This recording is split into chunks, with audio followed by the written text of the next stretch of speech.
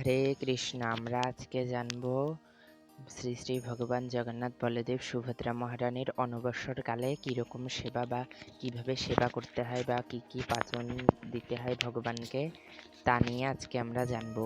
ভগবান জগন্নাথ বলদেব সুভদ্রা মহারানী সুদর্শন প্রভু স্নান যাত্রার পরে এখন আছেন জরলীলায়, অর্থাৎ তিনি অনবসর। অর্থাৎ আমরা যেমন দেখতে পাই আমাদের সংসারে আমাদের পিতামাতা সন্তানের উপর যখন রাগ হয় তখন পিতামাতারা বলে যে আমি না থাকলে বুঝবি তখন কেমন লাগে। মানে অনেক সময় দেখা যায় পিতামাতারা রাগ করে বাড়ির বাহিরে বা অন্য আত্মীয়দের বাড়িতে চলে যায় যে ছেলে মেয়েকে বোঝানোর জন্য, পিতামাতা না থাকলে কেমন লাগে।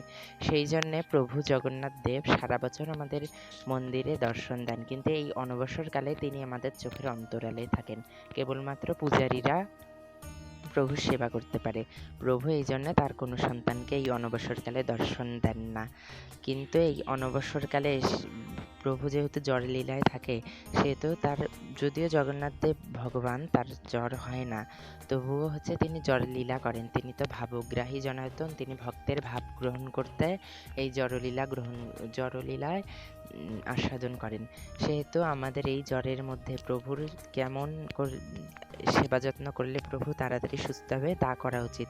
এই সময় প্রভু জগন্নাথ বলদেব সুভদ্রা মহারানী সুদর্শন প্রভুকে অনেক ধরনের পাচন ঔষধ বানিয়ে দেওয়া উচিত।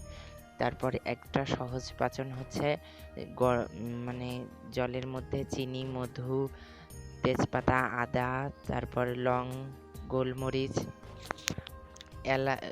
দারুচিনি, এইরকম বিভিন্ন, তুলসী, এইরকম বিভিন্ন ঔষধি উপাদান সেই জলের মধ্যে মিশিয়ে তা গরম করে ভগবানকে ভোগ নিবেদন করা। এটা জ্বরের জন্য খুবই ঔষধি একটি উপকরণ।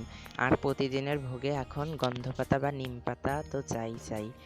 তার মধ্যে এবং প্রভুকে এক প্রকার মলম লাগাতে হবে, এবং দশমীর দিন চেষ্টা করতে হবে যে দশমূল পাচন যা পুরীতে বানানো হয় তা নিবেদন করার। যদিও দশমূলের 10টা মূল জোগাড় করা আমাদের পক্ষে সম্ভব না, তবু যতটা জোগাড় করা যায় সেই অনুযায়ী ভগবানকে দশমূল পাচন নিবেদন করা উচিত।